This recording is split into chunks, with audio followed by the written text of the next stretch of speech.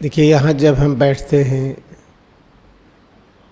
तो कोई भी क्रिया योग ध्यान की प्रविधि हम पहले से सोच करके आपको अभ्यास नहीं दे सकते हैं।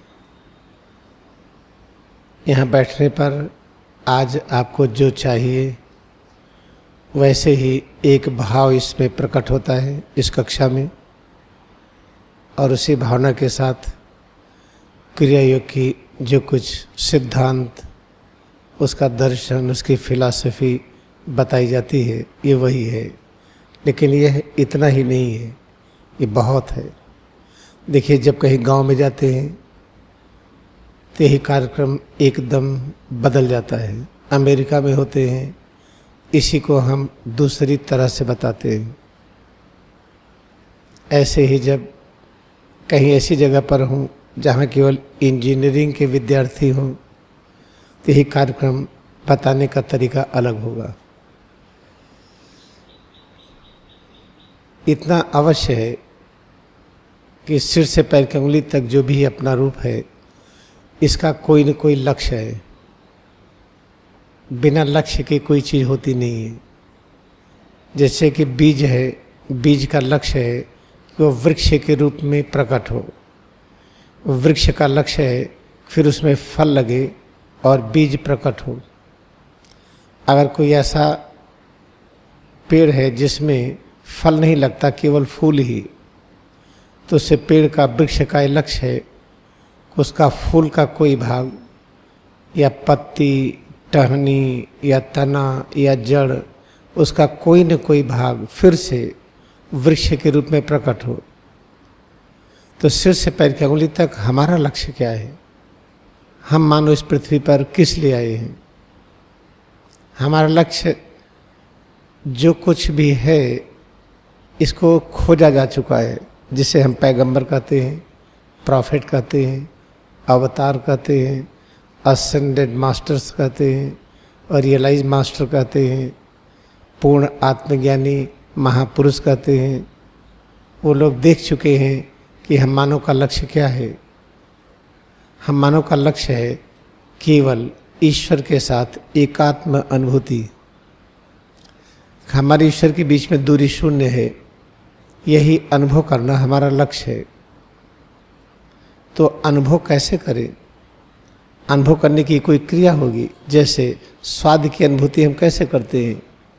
हम खाने को मुंह में रखते हैं तो स्वाद की अनुभूति होती है। ऐसे गंध की अनुभूति कैसे करते हैं? नाक के द्वारा। उसी तरह से हमारे और ईश्वर के बीच दूरी शून्य है, इसकी अनुभूति कैसे करें? अनेक प्रकार की प्रविधियां हैं। उसमें सिद्ध हो चुका है कि क्रिया योग ध्यान ये सर्वोच्च है, सरलतम है, महानतम है। ये तीव्र गति से बहुत कम समय में इस सत्य की अनुभूति कराता है कि हमारे परमात्मा के बीच दूरी शून्य है। तो जो हमें सच की अनुभूति करा दे, वो होता क्या है? अगर क्रिया योग ध्यान हमें यह अनुभव कराता है कि हमारे परमात्मा के बीच दूरी शून्य है, तो क्रिया योग ध्यान है क्या? ये प्रभु का ही एक रूप है। तो एक सूत्र निकला, हमारे जीवन का लक्ष्य हमारे परमात्मा के बीच दूरी शून्यता की अनुभूति। इसको कैसे करेंगे? जब ये स्वीकार कर लें कि क्रिया योग ध्यान ही परमात्मा का स्वरूप है, तो फिर क्रिया योग ध्यान को हम पकड़ लें। कैसे पकड़े? अभ्यास करें। कैसे करें? मोर एंड मोर, और करते जाएं। इसका कोई आदि अंत नहीं है, अनंत है। जैसे परमात्मा अनंत है, ज्ञान अनंत है, शक्ति अनंत है, शांति अनंत है, वैसे जो क्रिया योग ध्यान है ये अनंत है, ये सीमा रहित है। जब ये अनंत है तो इस सिद्धांत पर आ जाइए कि नेति नेत, इतना ही नहीं और है, न इति न इति, इतना ही नहीं और है। तो जीवन का लक्ष्य क्या है? ईश्वर के साथ एकता की अनुभूति। उसको कैसे करेंगे हम? क्रिया योग ध्यान को ही हम ईश्वर का स्वरूप मान लें। तो क्रिया योग ध्यान कैसे हम समझें?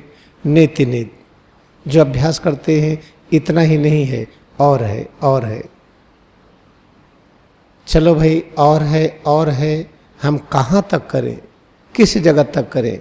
जब तक यह अनुभव न हो जाए कि हमारे परमात्मा के बीच दूरी शून्य है। उस अनुभूति का एक नाम दिया गया है अद्वैत, सिंगुलरिटी। अभी तो दो लगता है, एक हम एक परमात्मा। जब सच की अनुभूति हो गई कि हमारे परमात्मा के बीच दूरी शून्य है, तो अद्वैत की अनुभूति हो गई। तो याद रखिए, जीवन का लक्ष्य हमारे ईश्वर के बीच में दूरी की शून्यता की अनुभूति। इसको हम कैसे करेंगे? हम अभी तक जितनी प्रविधियां हैं, जितने तरह के ध्यान की क्रियाएं हैं, जितना पूजा पद्धति है, जो कुछ आविष्कार हुआ है, उसमें सिद्ध हो चुका है कि क्रिया योग श्रेष्ठतम है, सरलतम है और जेट प्लेन की तरह हमें तेजी से दूरी तय करता है। हमारे परमात्मा के बीच में जो दूरी है, इसको बहुत शीघ्रता से तय करता है। तो ये सिद्ध हो गया। क्रिया योग है क्या?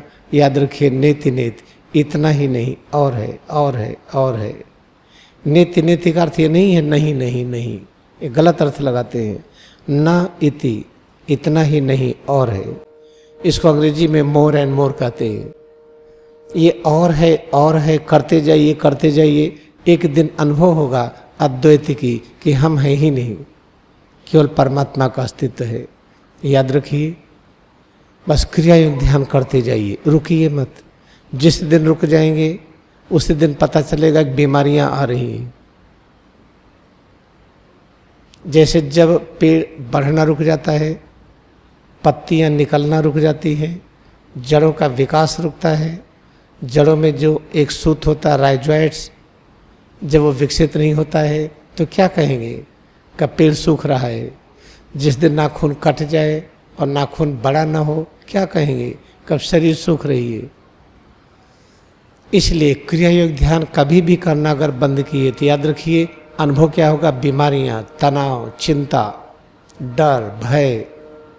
तो हम डर, भय, बीमारियों और चिंता की अनुभूति में क्यों फंसे? इसलिए इस सूत्र को लगातार पकड़े रहें, इसको छोड़े ना। इतना अच्छी तरह से सीख लें, जब लेटे हो, बैठे हो, चल रहे हो, काम कर रहे हो, आराम कर रहे हो, हर समय हम क्रिया योग ध्यान कर रहे हो। ये कैसे सीखेंगे? हम करते करते आ जाएगा। जैसे हम लोगों ने श्वास लेना सीखा। जब हम पत्थर थे तो श्वास नहीं लेते थे।